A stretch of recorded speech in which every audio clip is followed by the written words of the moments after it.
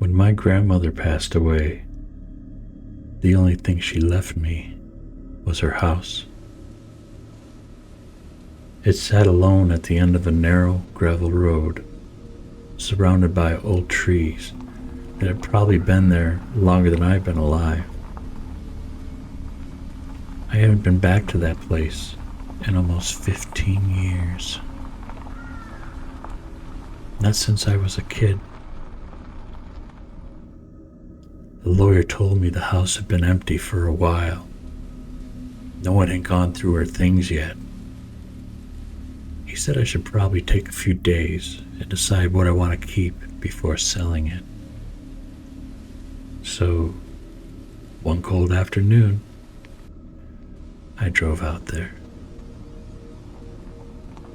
Gravel road looked the same as I remembered it.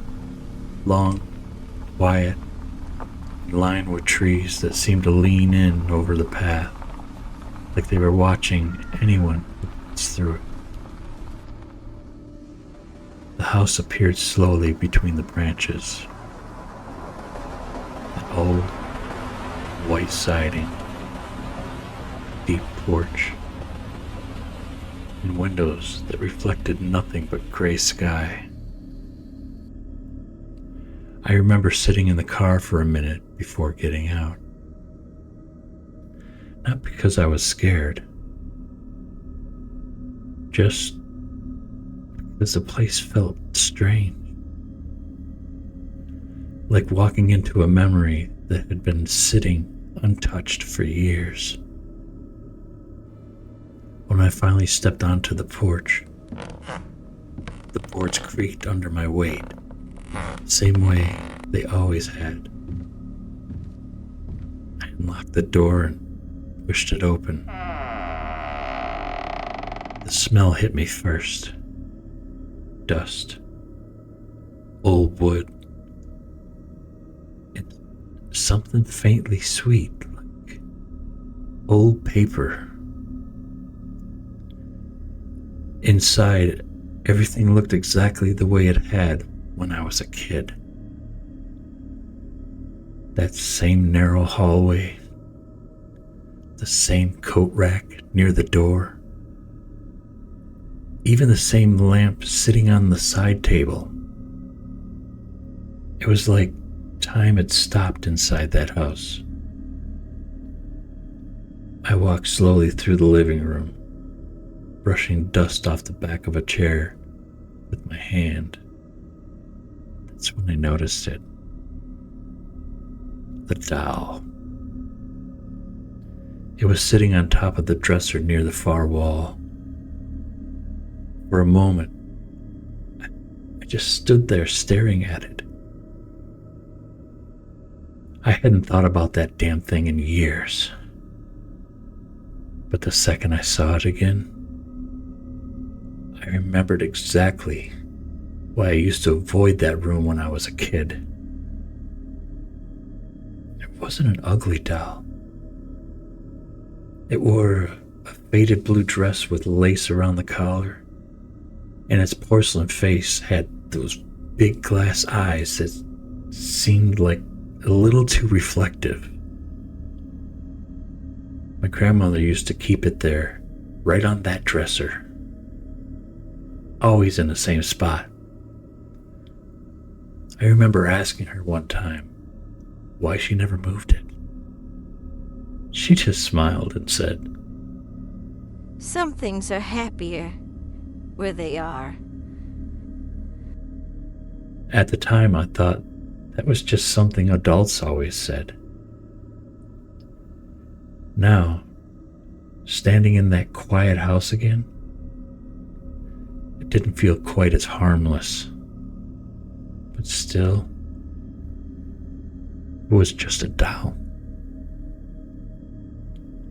I spent the next couple hours going through all drawers and cabinets, papers, photographs, old kitchen utensils my grandmother had probably owned for decades.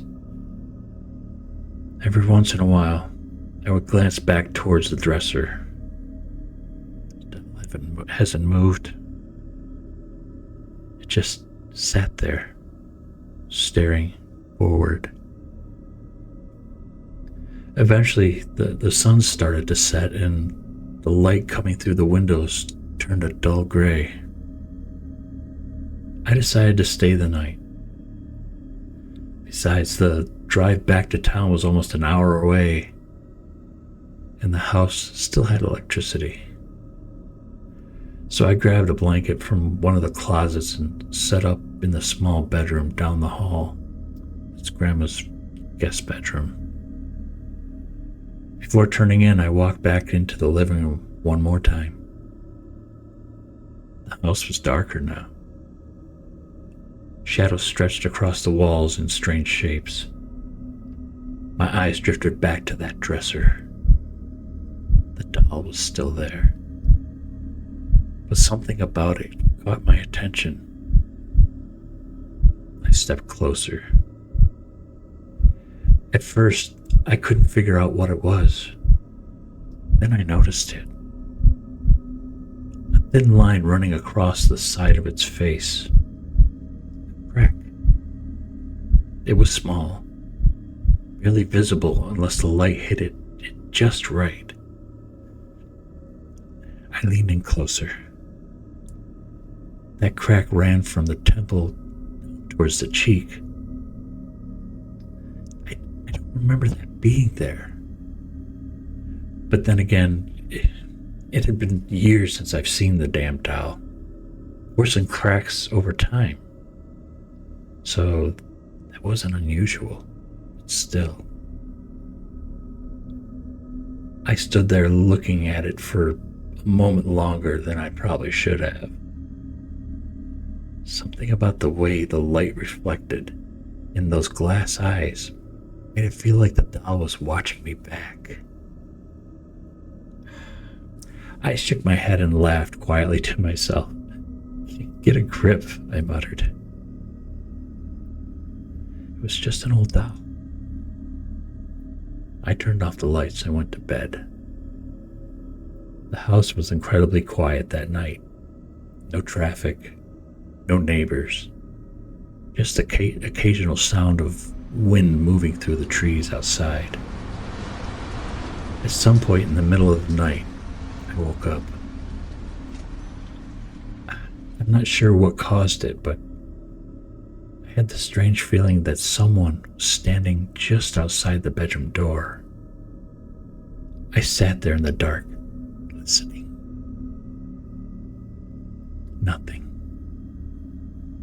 Just silence. After a minute, I convinced myself it was nothing more than the old house settling. Eventually, I fell back asleep. Morning light came through the window when I woke up again. For a moment, I forgot where I was. Then I remembered the house, and the reason I was there. I got up, stretched, and walked back down the hallway towards the living room. The moment I stepped into the room, it stopped. The dresser was still there, the lamp, the chair. Everything looked the same, except the doll. It was still sitting on the dresser, but its head was tilted slightly to one side, just a little, barely noticeable. I stood there staring at it for several seconds. Maybe it had always been like that. Maybe I just hadn't paid attention the night before.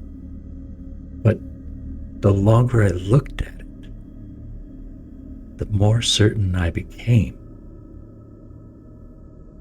That head wasn't tilted yesterday. I walked closer.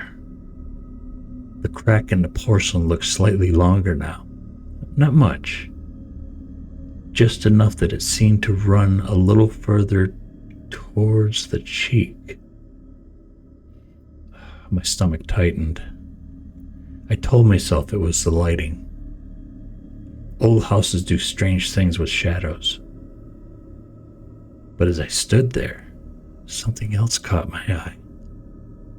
The doll's mouth. The corner of its lips seemed just slightly raised, but not a full smile. Just a little different than I remembered. I leaned in closer. My voice came out quieter than I expected. I don't remember you smiling. The room stayed completely silent. Of course it did. It was just a doll, still. I reached out and gently turned its head back the way I thought it had been before, straight forward. Then I stepped away. That afternoon, I packed up a few things I wanted to keep and loaded them into my car. Before leaving, I walked back into that living room one last time. The doll sat exactly where I had left it, head facing forward, crack across the cheek, glass eyes reflecting the dull light from the window. For a moment, I considered throwing it away, but something about touching it again made me uneasy. So I just left it there, exactly where my grandmother had kept it. Some things are just happier where they are. I locked the door behind me and walked back down the gravel path to my car. As I opened the driver's side door, something made me pause. I had the sudden feeling that I had forgotten something inside the house. I stood there for a moment thinking about it, but nothing came to mind, so I got in my car and started the engine. The house slowly disappeared behind the trees as I drove away. I didn't look back, not once. But about halfway down the long gravel road, something caught my eye in the rearview mirror. First I thought it was just a shadow from the trees. Then I realized what I was seeing was the back seat.